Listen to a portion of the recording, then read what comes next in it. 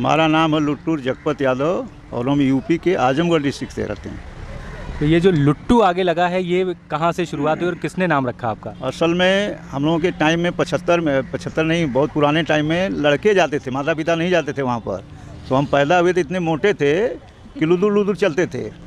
तो प्राइमरी तक लुदुर था। बाद में जो परीक्षा पास करके 6वीं में लिखाने गए तो वहाँ डी की जगह टी हो गया, लुट्टूर हो गया।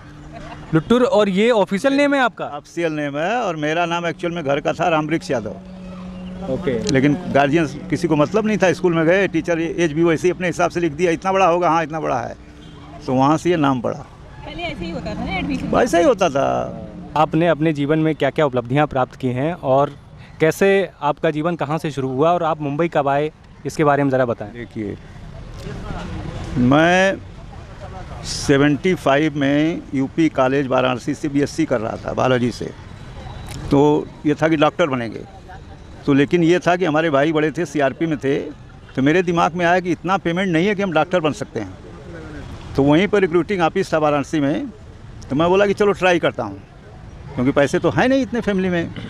तो मैं गया तो वहाँ पर हमको एक lieutenant commander V K Jaiswal Varanasi के थे। तो उन्होंने मेरे को देखा, हॉस्टल में थे हम लोग, बॉडी वॉडी सब कुछ, बुलाए मेरे को।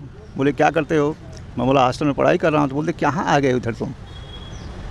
ठीक है। मैं बोला ऐसी पोजीशन है कि मैं डॉक्टर की को पैसा नहीं दे सकता इतना बड़ा कि डॉक्टरी कर पाऊँगा, तो मैं सोच रहा हूँ कि ज्वाइन कर लूँ। तो उन्होंने बोला कि ऐसा ज्वाइन ही करना है तो आप नेवी में आओ।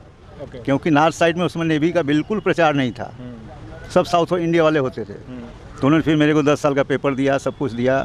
फिर वहाँ से एग्ज़ाम किया और फिर जो है नेवी में 75 अप्रैल में जो है मैं ज्वाइन किया। उस समय भी करिश्मा हुआ मेरे साथ। उस समय बसें नहीं थी, ट्रेन थी। ट्रेन जो 3 घंटा लेट थी।